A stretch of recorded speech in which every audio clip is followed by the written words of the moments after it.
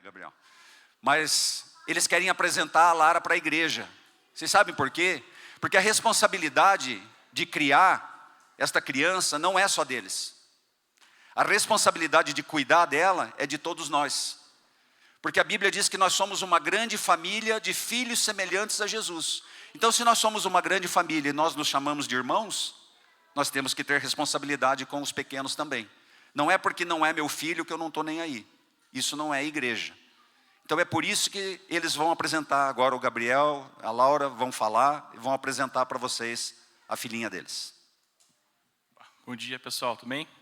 Então, essa aqui é a Lara Wolf, bem curtinho, mas ela é a nossa bênção. Ela já nasceu muito bonita, muito amada por Deus. E a gente quer realmente compartilhar essa responsabilidade com vocês, né? Ela é uma bênção de Deus, mas a gente tem orado muito, né? Para que ela se converta rapidamente, né? Que ela não demore uma idade avançada ou ficar mais velha, mas que desde pequenininho o Senhor já se revele ao coração dela, né? E ela possa cumprir os propósitos que o Senhor colocou, que o Senhor tem no coração dele sobre ela, né? Eu e a Laura, sempre quando a gente vai orar sobre a vida da Lara, tudo, a gente sempre vem essa palavra, né, de Josué 1:9, que fala: seja forte e corajoso, e a gente crê que ela vai ser muito forte e muito corajosa, né? E que ela vai ter um amor profundo por Deus e por toda a igreja. Amém? É isso aí. Quer falar uma coisa, amor? Tá falado. Ela é curitibana, então não é difícil. Você quer falar, Arthur? Quer falar, pai? A paz, Senhor, aos irmãos. A Lara é uma grande bênção na vida da nossa família, assim como tem sido a igreja, assim como tem sido a presença do Senhor Jesus nas nossas vidas, né? E também o Senhor tem falado comigo no sentido de passar uma mensagem, né, para a Lara, né, para a nossa família e para toda a igreja, né? Sempre buscar primeiro o reino de Deus e a sua justiça. Amém. E as demais coisas serão acrescentadas, né? E a graça do Senhor nos basta. E o amor também, né? Então, o amor do Senhor, a bondade do Senhor é melhor do que a vida, né? E que a Laura possa, já sabendo disso, porque já está desde o ventre da Laura, a Lara, desde o ventre da Laura, já o Senhor tem falado com ela, é uma grande bênção para nós. Então, eu quero glorificar o nome do Senhor, pela Lara, pela minha família, pela igreja. O nosso muito obrigado a todos pelo cuidado que vocês têm para conosco. Muito obrigado.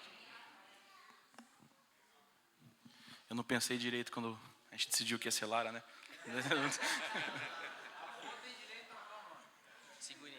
Irmãos, vamos profetizar sobre essa pequena e sobre os seus pais, que Deus dê sabedoria para que eles possam criá-la no caminho do Senhor. Profetiza, abre sua boca aí, profetiza sobre eles.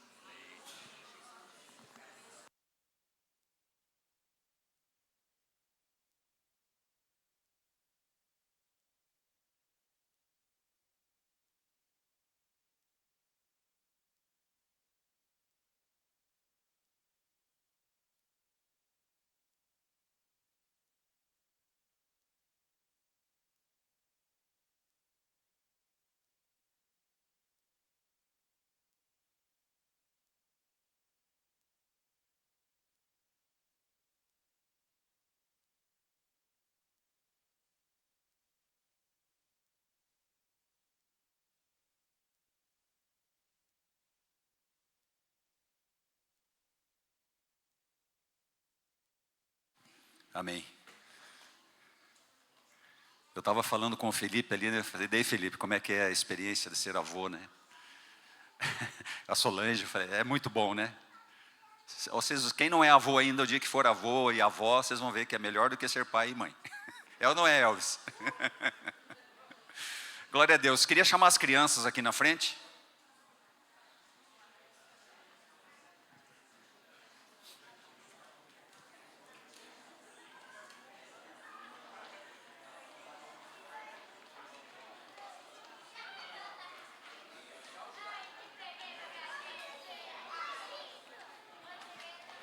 Você ora por eles? Eu olhei para você e Deus falou: manda ela orar por eles. Você está naquele cantinho ali?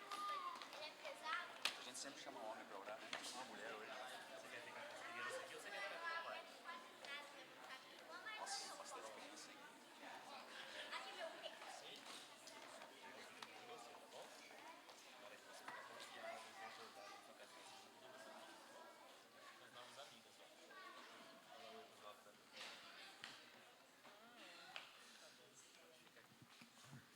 Vamos orar, galera? Jesus, a gente quer louvar o Senhor pela vida desses pequenos que o Senhor nos entregou. Louvar o Senhor porque nós cremos que eles vão ser a geração que vão receber o Senhor.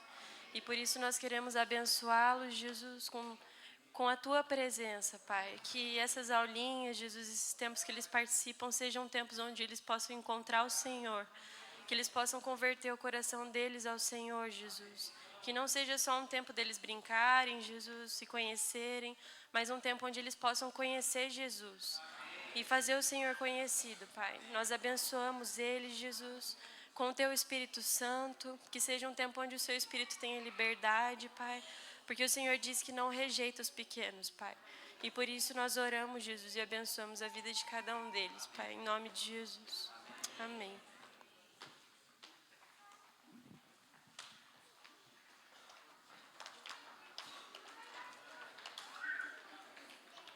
Glória a Deus. Jefferson. Levanta as tuas mãos, vamos abençoar o Jefferson, que vai trazer a palavra para nós. Pai querido, aqui está o teu filho, teu servo. Nós queremos abençoar a vida do Jefferson agora, Pai. Que da boca dele, Senhor, saia aquilo que está no teu coração. Que ele possa ser usado pelo Senhor agora com autoridade, com graça e com poder, em nome de Jesus. Amém.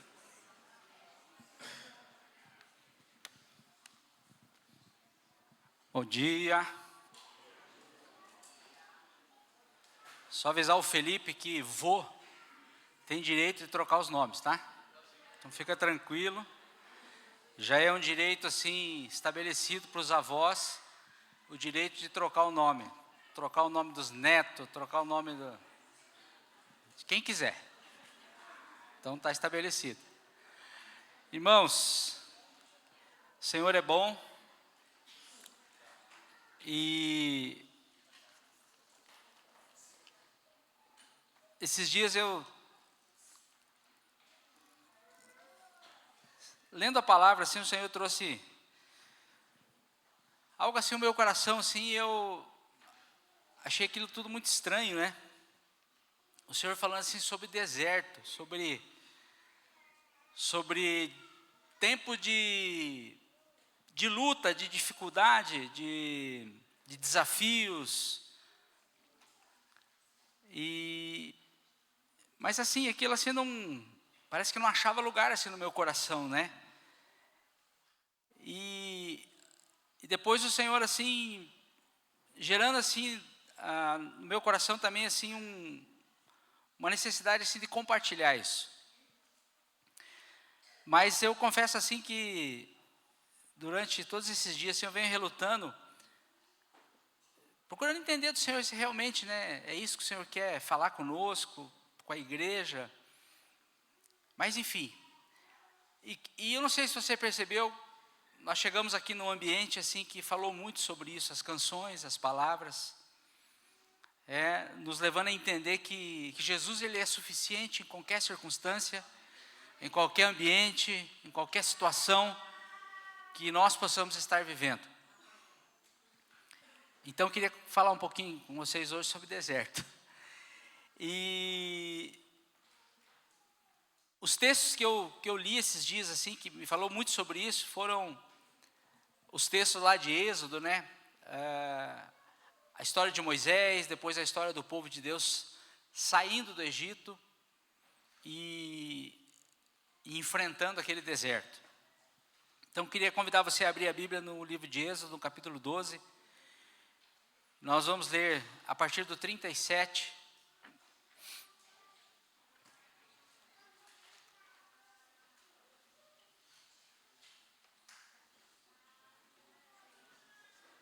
Êxodo 12, 37.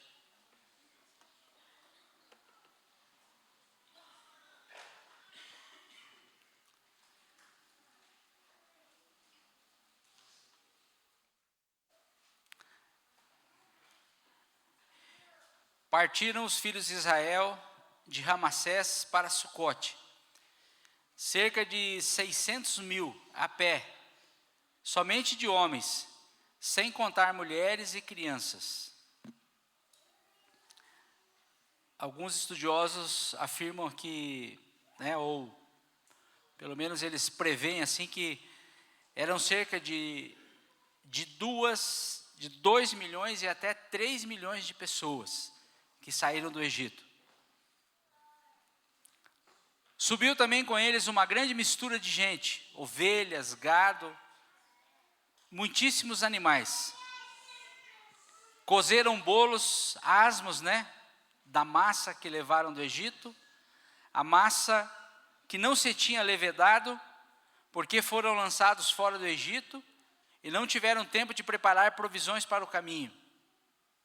Ora, o tempo em que os filhos de Israel habitaram no Egito foi de 430 anos.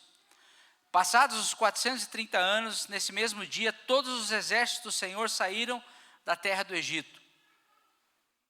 Esta noite se observará ao Senhor, porque nela os tirou da terra do Egito.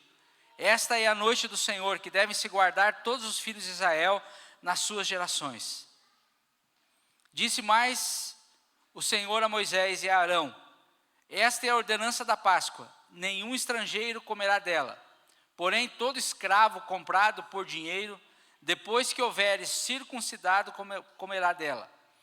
O estrangeiro e assalariado não comerá dela. Numa só casa se comerá o cordeiro, não levareis daquela carne para fora da casa. Não lhe quebrareis osso algum. Toda a congregação de Israel o fará. Porém, se algum estrangeiro se hospedar contigo e quiser celebrar a Páscoa do Senhor, seja circuncidado todo macho, não se chegará e celebrará e será como natural da terra. Então se chegará e celebrará e será como natural da terra. Nenhum incircunciso comerá dela. A mesma lei haja para o natural e para o estrangeiro que peregrinar entre vós. Fizeram todos os filhos de Israel conforme o Senhor ordenara a Moisés e Arão. Naquele mesmo dia o Senhor tirou os filhos de Israel da terra do Egito, segundo os seus exércitos. Amém.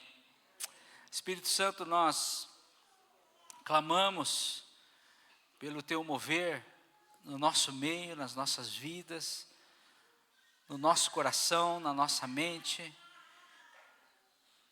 alcançando os nossos sentimentos, o nosso intelecto, para que nós possamos, Senhor, estar sensíveis ao que o Senhor quer nos revelar, ao que o Senhor quer nos falar, e que a tua palavra, Senhor, nesta manhã seja para nós como alimento, como esse pão, Senhor, que nos alimenta e que nos dá a condição de continuarmos na caminhada, Senhor, em nome de Jesus. Amém. Amém. Irmãos, deserto, a palavra deserto, o significado, né, de deserto geralmente é um significado de escassez, né? De dificuldade, de muito calor, de desconforto. Então, acho que a palavra que pode mais resumir, né, o significado assim, mais perto da palavra deserto, é desconforto. E é bem verdade, né, que nós gostamos muito de um conforto. Sim ou não?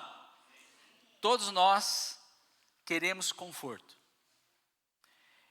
E eu creio que é por isso que a gente tem um pouco de dificuldade, que eu tenho um pouco de dificuldade, que talvez você tenha um pouco de dificuldade quando a gente fala de deserto. Por quê? Porque a gente quer conforto. A gente sempre tem a tendência de nos economizar, de queremos estar naquele lugar onde a gente se sinta bem.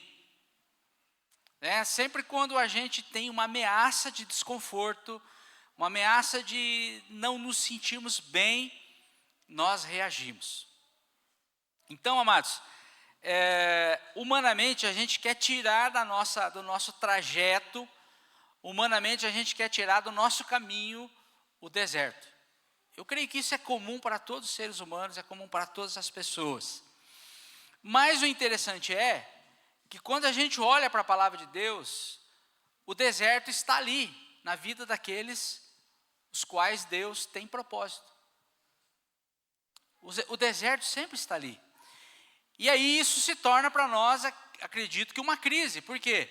Porque eu não quero deserto, eu não quero desconforto, mas na maioria das vezes Deus coloca ali o deserto, coloca ali o desconforto. E aí como é que nós trabalhamos isso, né? Como é que fica essa situação? Algo que não me agrada, algo que eu não quero, mas que de certa maneira, quando nós olhamos para a palavra, ali está esse deserto. E é interessante, irmãos, que isso começou antes do deserto começar para o povo de Israel, ele começou para Moisés. Então, eu creio que você já leu a história de Moisés, você já conhece a história de Moisés, e a gente sabe que Moisés, primeiro Faraó tentou assassinar Moisés, né? Obrigado, Felipe. Está muito bonito esse bigode aí, viu? Primeiro, Faraó tentou assassinar Moisés, né? E aí nós sabemos assim, por uma provisão de Deus, por um milagre de Deus, por algo sobrenatural, o Senhor livrou Moisés. E nós vemos o sobrenatural de Deus. E aí, irmãos, a gente já pode começar a juntar essas questões, porque Moisés ele começou a passar o deserto já desde a sua infância. Esse aperto, né? A família dele, a casa dele. Mas nesse mesmo ambiente, que é um ambiente muitas vezes de desconforto, um ambiente árido, é nesse ambiente onde manifesta o sobrenatural de Deus. É esse ambiente de dificuldade, de aperto, que nós experimentamos o sobrenatural de Deus. Então nós precisamos nos lembrar disso.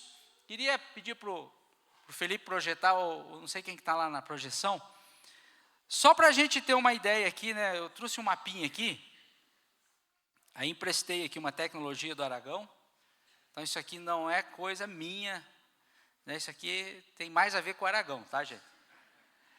Bom, irmãos, você está dando para ver aí, vou tirar aqui, um pouquinho, mas, apagar as luzes laterais aí? Faz favor aí, pessoal. Pessoal da técnica aí. Então, irmãos, eu separei essa imagem aqui só para a gente entender, né? Que aqui, aqui está o Egito, né? E qualquer Bíblia você tem esse mapa aí. Ontem a gente estava num bate-papo aqui com os irmãos, e uma das coisas assim que eu compartilhei com os irmãos, que a gente se anime, que você esteja animado em investir em material bíblico. Comprar uma boa Bíblia, comprar uma Bíblia de estudo, comprar uma concordância, comprar um dicionário bíblico. Quem tem dicionário bíblico aí, levanta a mão. Quem tem concordância bíblica, levanta a mão. Poucos. Então eu queria motivar vocês, irmãos, a investir numa boa Bíblia, numa Bíblia de estudo, em algumas traduções diferentes de Bíblia. Aí vocês procurem os irmãos aí que entendem um pouco mais disso, né? Qual é a tradução boa para estudo? Converse com os irmãos aí, com os líderes de grupo caseiro, né? Converse aí com os mais velhos aí, eles vão ajudar vocês. Mas eu brincava assim com os irmãos, né? Ontem de manhã, né? Daí eu já vou pedir perdão para vocês também, né? Para falar dessa maneira assim. Mas às vezes a gente só tem uma bibliazinha canela seca. E a gente quer, e muitas coisas a gente não entende, a gente lê ali, não entende, e a gente, tá bom, não entende e fica por aquilo mesmo, e a gente morre sem entender. E às vezes uma boa Bíblia, um bom material, nos ajuda a compreender. Então, eu creio que a gente precisa investir nisso, amém? Então, fecha parênteses. Então, esse mapa aqui, tem muitas Bíblias que tem esse mapa aqui. Talvez a sua Bíblia canela seca não tenha. Mas enfim, irmãos, Moisés estava aqui, né? Moisés vivia aqui no Egito, né? Essa região do Egito aqui. Aqui o rio Nilo, aonde ele foi colocado, aonde Joquebede, não sei por que alguém riu aí quando eu falei Joquebede. Joquebede colocou Moisés aqui naquele cesto. É interessante, né, que a Bíblia fala que ela forrou, ou ela untou com betume aquele cesto. Então era um cestinho, né, por isso o nome hoje do Moisés, né, que a gente carrega a criança.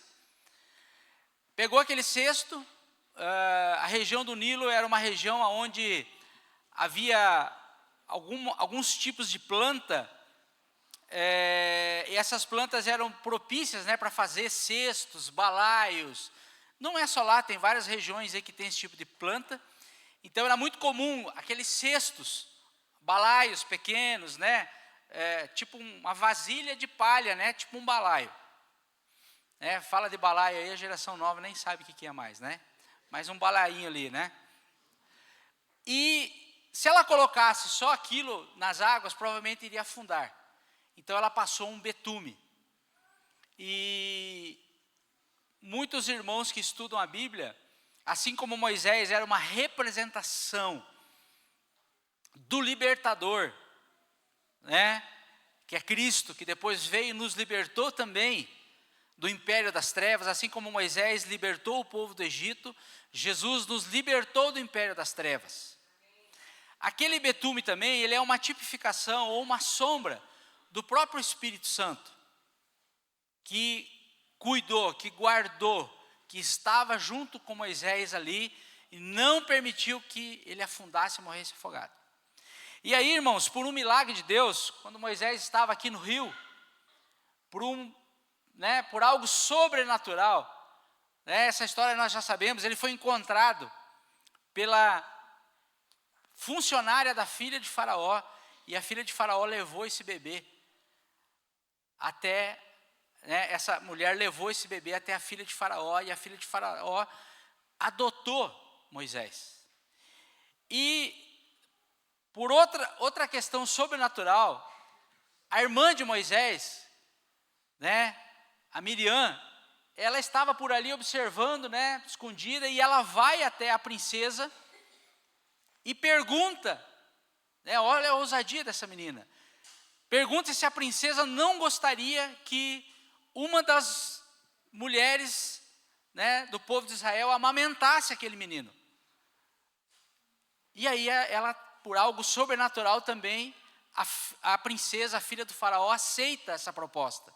E aí, quem que vai amamentar o menino? Joquebede. Então, irmãos, vocês percebem que numa situação de caos, numa situação de aperto, numa situação de dificuldade, o sobrenatural de Deus se manifesta? Então a gente não precisa ter medo da dificuldade. A gente não precisa ter medo do dia mau, do dia ruim, porque o Senhor está conosco. Ele está ao nosso lado. Aí, irmãos, Moisés vai para o palácio e ele passa a ter uma vida confortável. Porque ele cresce ali praticamente como sendo filho de Faraó, ou filho da filha de Faraó. Então ele tem todas aquelas regalias do Egito, todo o conforto da realeza. E muitas vezes é isso que eu quero para a minha vida. É isso que você quer para a sua vida. Conforto. Nós buscamos o conforto. Mas Deus tinha um plano com Moisés. E a gente sabe a história, que ele começou a ver o sofrimento do povo, e depois ele foi defender lá um judeu, acabou matando o soldado egípcio e ele foge. Para onde que ele foge? Para o deserto. Então, começa uma caminhada diferente na vida de Moisés. Daí ele sai daqui, e ele vem para cá. Ele vem para essa região aqui. Alguns estudiosos, irmãos, eles defendem a tese assim muito forte, de que o monte, que a sarça lá no Horebe estava por aqui. E que o monte Horebe é o mesmo monte Sinai, aonde ele recebeu a direção de Deus para voltar para o Egito, É o mesmo lugar aonde depois Moisés leva o povo e recebe a lei. Mas o que a gente precisa, hoje assim, o que a gente precisa olhar é que ele sai do palácio, ele sai do Egito, ele sai do conforto e vai para o deserto. Irmãos, ele conheceu a Deus aqui no conforto? Sim ou não? Ele tinha revelação de Deus aqui no Egito? Deus falava com ele no conforto? Aonde Deus falou com Moisés? No deserto. Eu também pensei a mesma coisa que você está pensando. E aí, irmãos, Deus traz Moisés aqui e Deus fala com Moisés. E a gente sabe, né, aquela conversa que ele teve. Ah, Senhor, mas eu não sei falar. Né? Ah, Senhor, mas tem tanta gente para o Senhor levantar para ir lá tirar o teu povo. Enfim, aquela crise de Moisés. E aí, irmãos, agora nós lemos aqui no Êxodo, quando Deus tira o povo do Egito. E é interessante que o caminho, esse caminho aqui do Egito, ou da terra de Gósen, aonde os hebreus estavam, eles estavam mais ou menos nessa região aqui do Egito, para eles irem até Canaã, essa distância aqui é aproximadamente, né, há umas controvérsias, mas tudo bem, uns 450 quilômetros.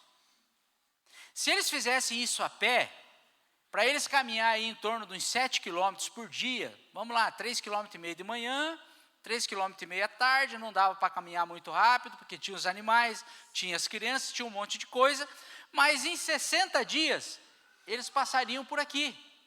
Não precisariam enfrentar o deserto. E chegariam em Canaã. Olha que bênção. Né? Muito mais confortável. A gente gosta de conforto, né? Então, os israelitas também gostavam de conforto. Apesar que eu acho que eles estavam com pouca noção de conforto, né? Como eles estavam escravizados, né? Mas eles poderiam sair por aqui e chegar em Canaã. Mas aí, irmãos, tinha algumas situações. Primeiro, que Deus queria organizar aquele povo. Que Deus queria colocar ordem naquele povo. E outra situação é que aqui era a terra dos filisteus. Aqui em Gaza, né? Até hoje tem guerra aqui, né? Então, eles enfrentariam muitas guerras aqui. E a Bíblia fala que o Senhor não deixou que eles fossem por esse caminho, para que, se porventura eles se deparassem com as guerras, com as dificuldades, haveria a possibilidade deles desanimarem e voltarem para o Egito. Vocês percebem que se passaram aí, quanto tempo? 4.000 anos? Mais ou menos isso, né? E o nosso coração é o mesmo coração do povo que estava no Egito. Quando a gente está diante de dificuldades, de batalhas, de guerras, há no nosso coração uma tendência de voltar para o Egito. A gente começa a desanimar. A gente começa de certa forma, enfraquecer diante das lutas. Nós começamos a ficar tristes, abatidos. Nós começamos a abandonar, muitas vezes, a fé. Quando a gente está diante de lutas, de dificuldade, de tempo de aflição, a gente às vezes não quer mais ler a palavra de Deus, a gente não quer mais orar, a gente já não quer mais ter comunhão com os irmãos, a gente parece que perde aquela alegria da salvação.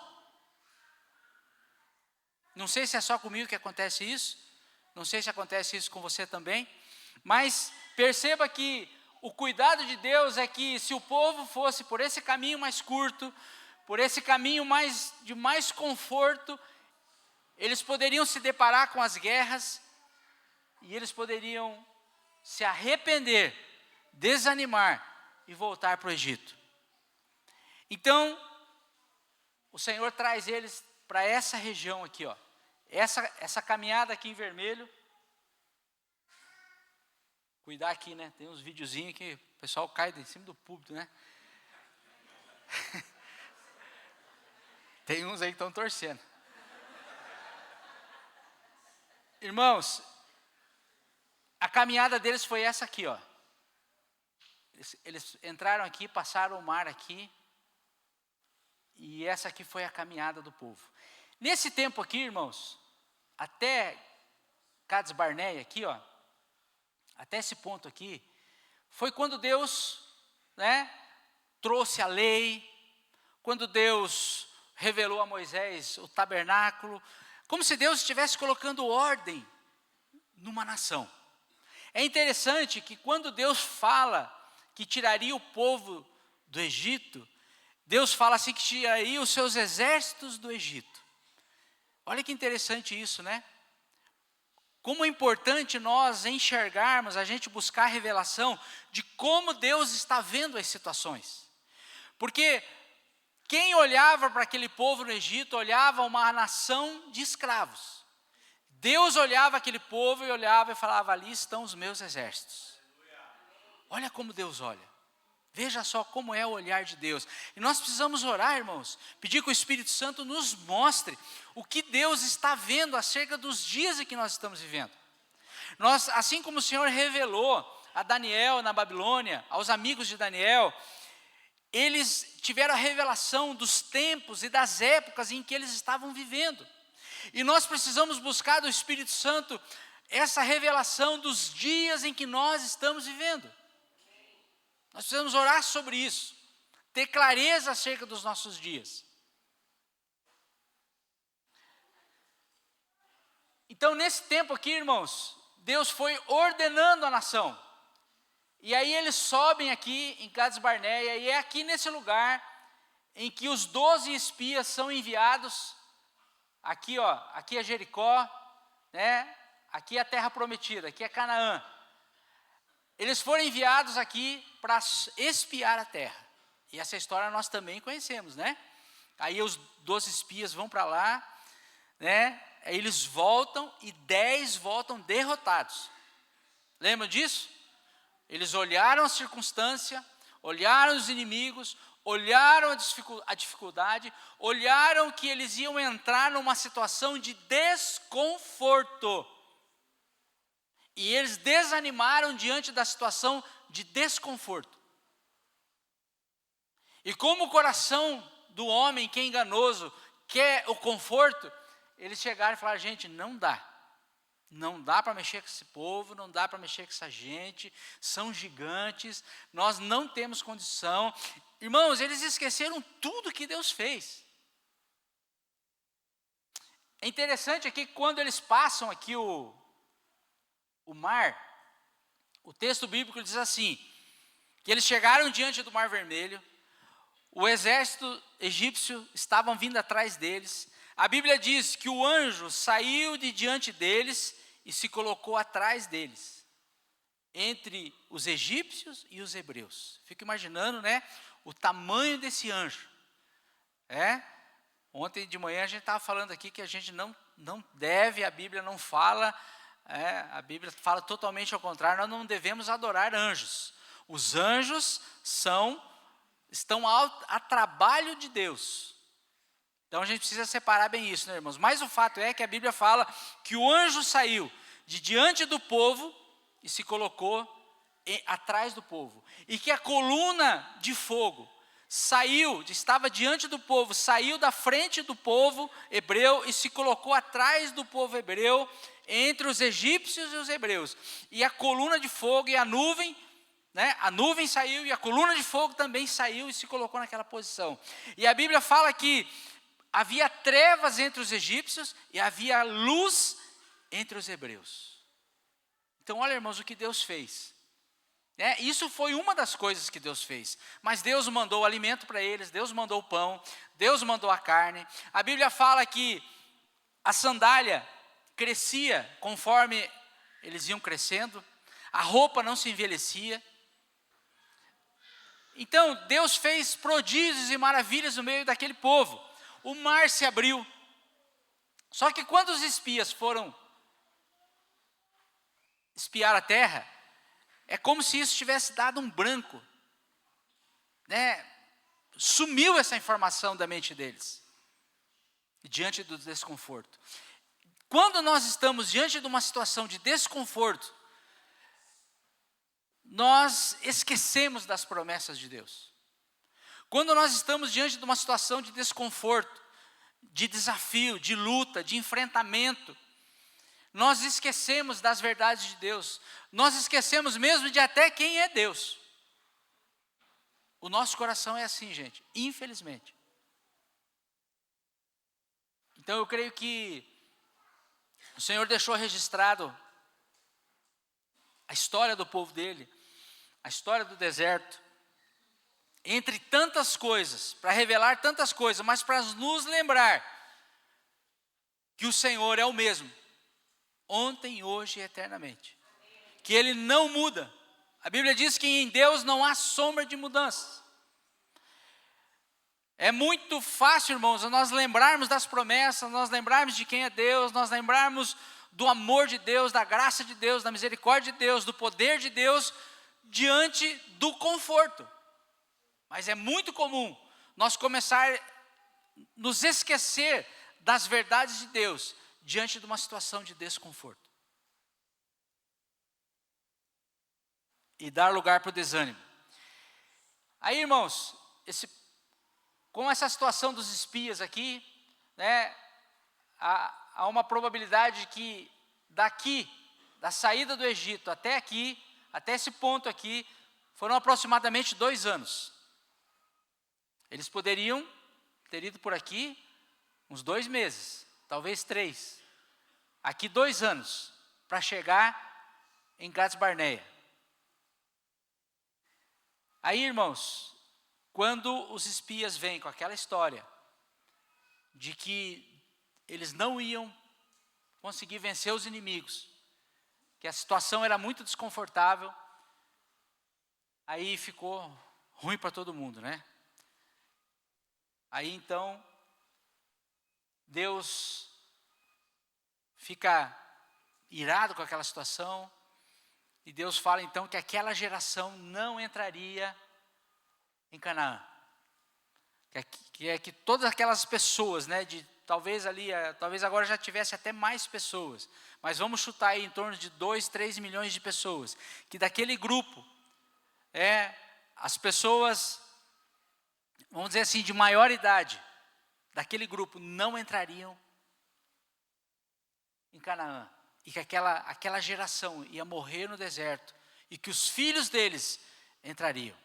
Aí eles ficam, irmãos, mais 38 anos, rodando aqui, 38 anos, no deserto, rodando,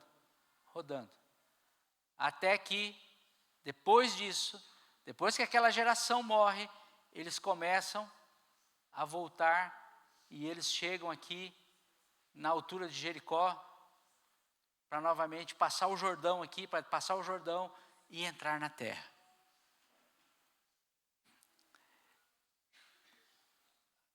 Irmãos,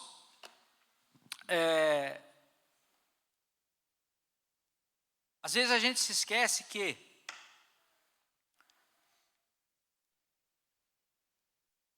nós também vivemos essa realidade de deserto. Porque o Senhor nos salvou, o Senhor nos libertou, assim como tirou o povo do Egito, o Senhor também nos libertou do império das trevas. O Senhor veio e nos libertou, porém, o Senhor não já nos levou para Canaã celestial. E esse tempo que nós estamos aqui, irmãos, ele é como o tempo do deserto. Então nós passaremos por aflições, nós passaremos por lutas, nós passaremos por tribulações, nós passaremos por angústias, nós passaremos por apertos, nós passaremos por momentos difíceis, ainda que a gente não queira. E no meio disso tudo, irmãos, muitos de nós recebemos o evangelho da prosperidade, né, que é o evangelho triunfalista, que tira o deserto de toda essa história. Um evangelho triunfalista que muitas vezes vem nos dizer que o o deserto não existe mais. E aí, as nossas expectativas, elas estão desalinhadas e nós nos frustramos diante dos momentos difíceis. Então, amados, o que eu quero lembrar você nessa manhã é que o deserto, ele está na nossa rota. Não tem problema que você não falou amém, porque eu também não falei. Está tudo certo. Estamos alinhados. Irmãos, o deserto, ele está no nosso caminho. Ele está no nosso caminho. Agora, o que eu creio que o que vai fazer a diferença é como nós enfrentamos esse deserto. Como nós passamos pelo deserto.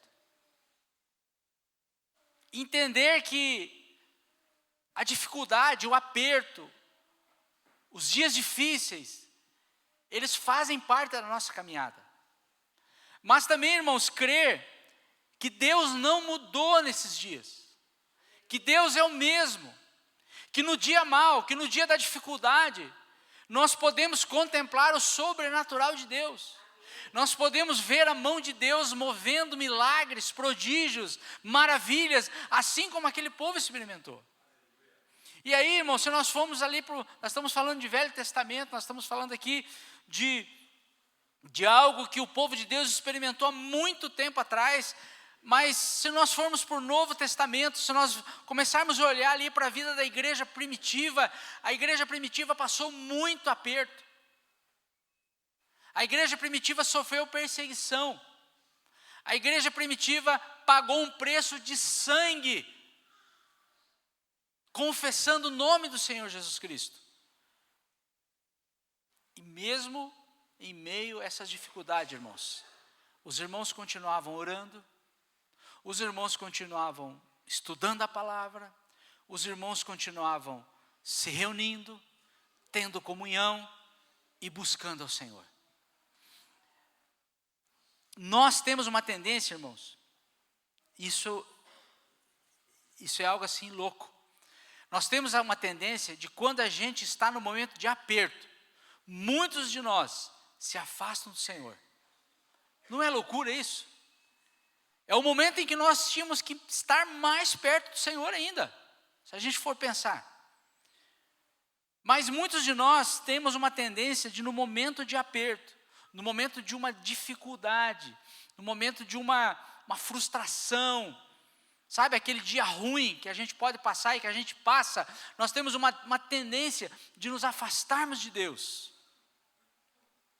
E é nesse momento que nós temos que buscar mais o Senhor, procurar entender, procurar saber, Senhor, para quê? Para que esse momento? Qual o propósito desse momento? O que o Senhor quer trabalhar na minha vida nesse momento? Afinal, o povo foi levado no deserto para ser colocado em ordem, para Deus trazer ordem, trazer lei, para Deus ordenar aquela multidão que caminhava. E pode ser, irmãos, que os nossos desertos são momentos do Senhor ordenar o nosso coração, ordenar a nossa vida, ordenar o nosso espírito, nos colocar em ordem. Pode ser um tempo de provação, de prova realmente. Mas o fato é, irmãos, que o deserto, o desconforto, ele está na nossa rota. E nós, como igreja do Senhor, quando nós olhamos para os nossos irmãos, quando nós olhamos para aqueles que vieram antes de nós, irmãos, nós temos a obrigação, nós temos que ter o compromisso de saber lidar com o desconforto, de saber lidar com as frustrações. Todo mundo está dizendo aí que a gente está vivendo um tempo muito diferente. Nós estamos vivendo dias diferentes.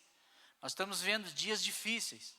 Nós estamos vivendo um tempo, irmãos, muito diferente do qual a nossa geração, né, nós experimentamos até os dias de hoje.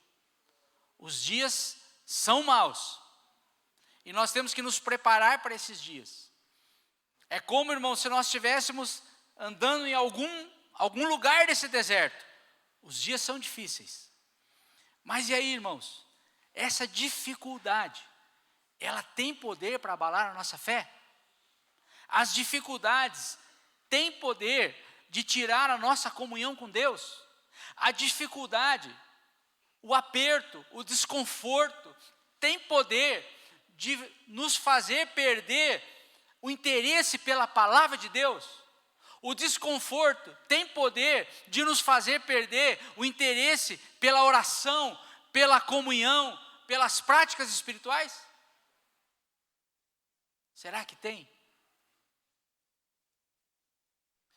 É possível que talvez nós entendemos o dia que nós nos rendemos a Cristo, é muito possível que talvez nós entendemos que não teríamos mais dificuldades, mas isso não é verdade, é um engano. Se chegou no nosso coração esse evangelho triunfalista, um evangelho do conforto, um evangelho do bem-estar, nós já sabemos que isso não é verdade. Então, amados, o Senhor nos chama para estarmos preparados. O Senhor nos chama para, mesmo em meio às dificuldades, ao dia ruim, aos problemas, nós estarmos de pé diante do Senhor. Amém? Eu não sei assim qual momento que você está passando. Eu não sei como é que está o teu ânimo. Eu não sei como é que está a tua alegria. Eu não sei como é que está a tua fé. Talvez você esteja aí frustrado. Talvez você esteja triste com algumas coisas. Talvez você esteja triste até com o teu ambiente de comunhão, de igreja. Talvez você esteja triste com algumas pessoas. Frustrado. E isso está te gerando um desconforto. E alguma situação ou outra possa estar te gerando desconforto. Mas, irmãos, o deserto é para ser atravessado. O momento de desconforto é para ser atravessado. Nós temos duas escolhas, ou nós atravessamos o deserto, ou nós morremos no deserto.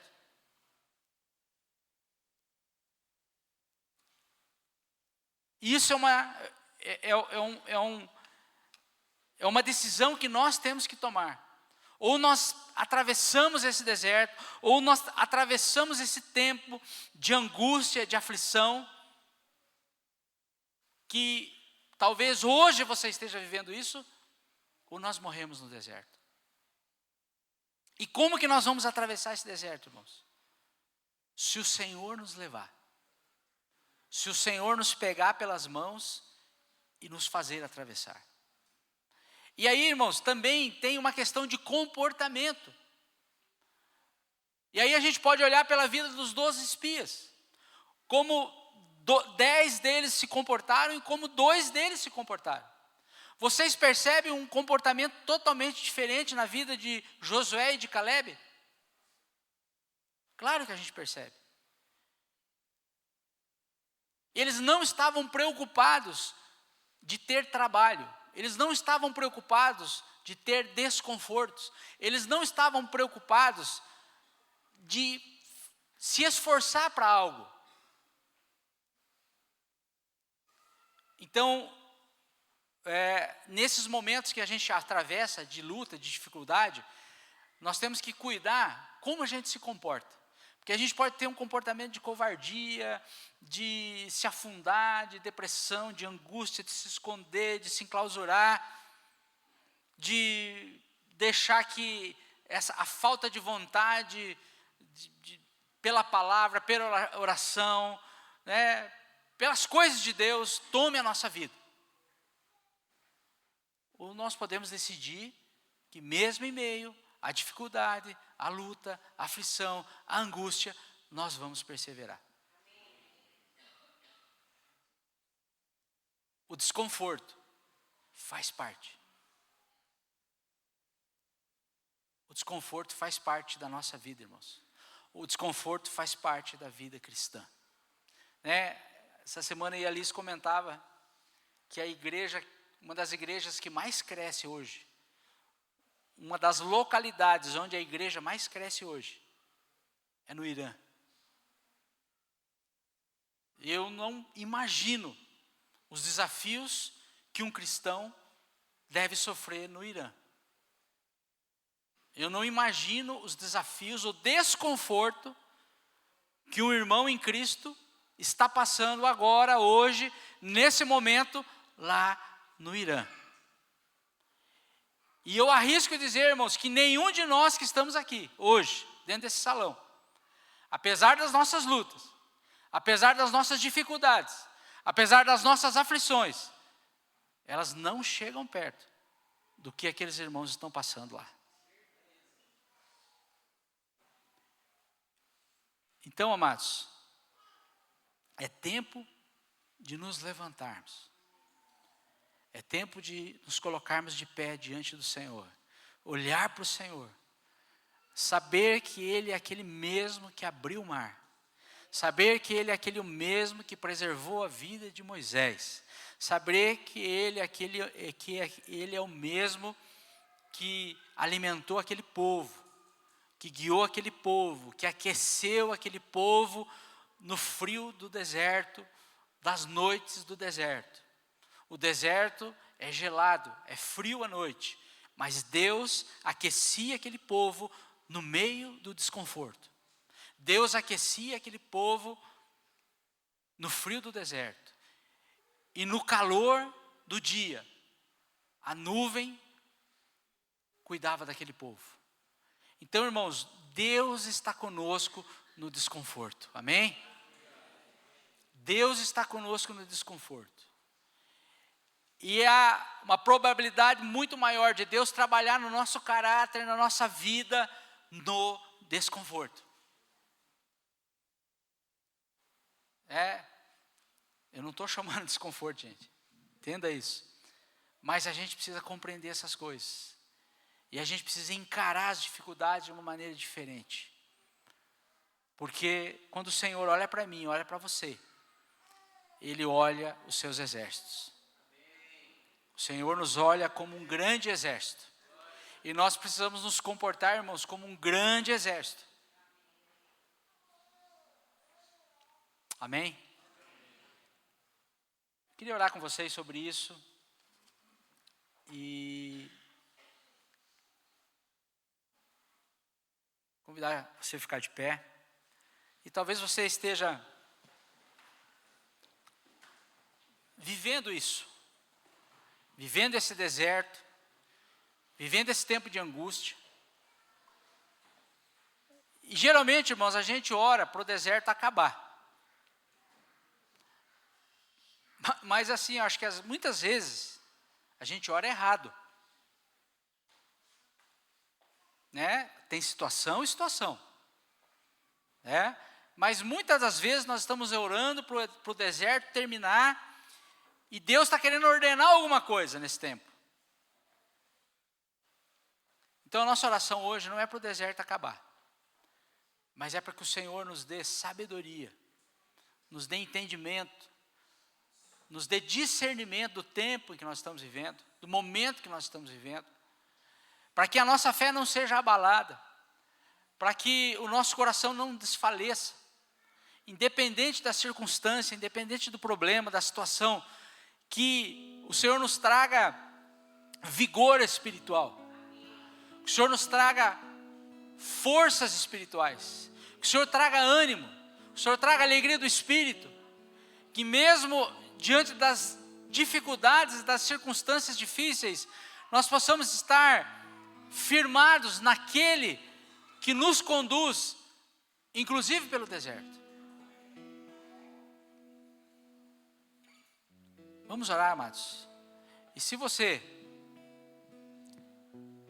está passando um tempo desse, de desconforto, talvez de decepção, de angústia, um tempo difícil, que o Senhor te renove. Essa é a nossa oração essa manhã. Que o Senhor te renove, que o Senhor te revigore. Que o Senhor derrame sobre você o óleo da alegria.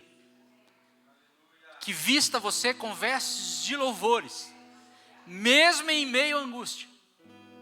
Que você seja revestido de vestes de louvores. E que o óleo da alegria se derrame sobre a tua cabeça.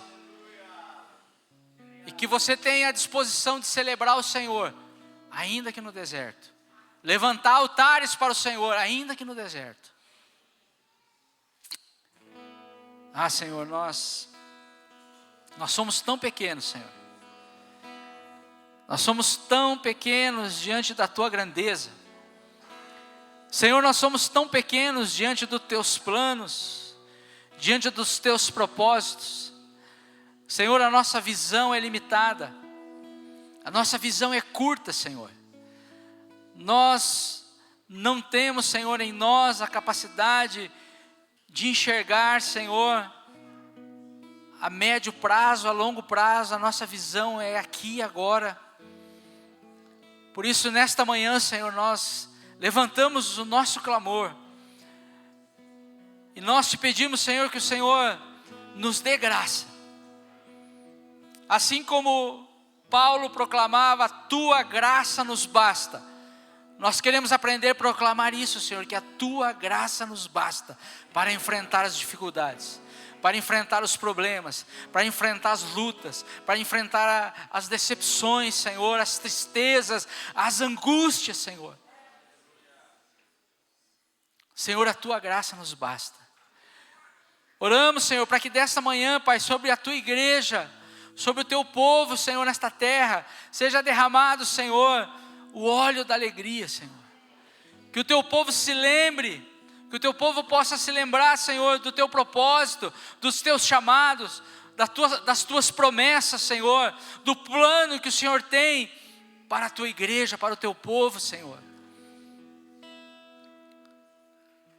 Tira os nossos olhos, Senhor, das circunstâncias. Tira os nossos olhos, Senhor, que muitas vezes estão somente nos nossos problemas, nas nossas lutas momentâneas, nesse tempo, Senhor, que nós estamos vivendo. Tira os nossos olhos e coloca os nossos olhos na eternidade, Senhor. Nos ajuda a enxergar, Senhor, de uma forma sobrenatural. Nos dá olhos sobrenaturais, Senhor. Eu oro, Senhor Deus, para que o Senhor, nesta manhã, venha alcançar, Pai, cada irmão, cada irmã que está aqui, Senhor. Aqueles que estão vivendo tempos de lutas, de aflição, aqueles que estão vivendo tempo de desconforto, Senhor, que eles sejam abraçados pelo Senhor. Pai, que seja perceptível o Teu cuidado, a Tua graça, a Tua bondade, a Tua misericórdia na vida dos nossos irmãos.